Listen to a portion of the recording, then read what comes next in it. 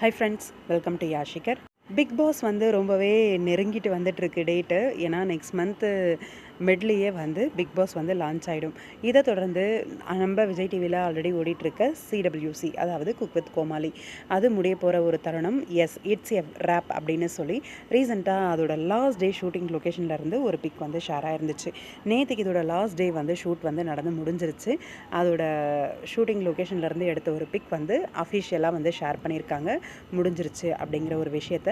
யார் வந்து title win பண்ணியிருப்பா, இந்த டவுட் வந்து எல்லாருக்குமே இருக்குது. இவங்க டைட்டில் வின் பண்ணது வந்து ஒரு வெல் டிசர்வான ஒரு பர்சன் தான் அப்படின்னு சொல்லணும்.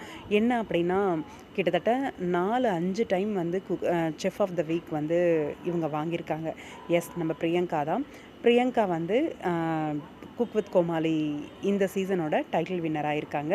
ரொம்பவே சந்தோஷமாக இருக்குது.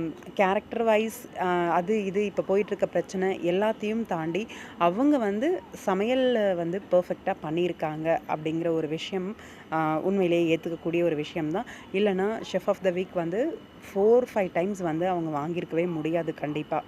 இவங்க சரியா அவங்க சரியா அப்படின்ற அந்த ஆர்கியூமெண்ட்டை தாண்டி இவங்களுக்கு குக் வித் கோமாளி அந்த டைட்டில் வின் பண்ணியிருக்காங்க அப்படின்னும்போது ஒரு ஜென்ரலான ஒரு பர்சனாக எனக்கு வந்து பிடிச்சிருக்கு.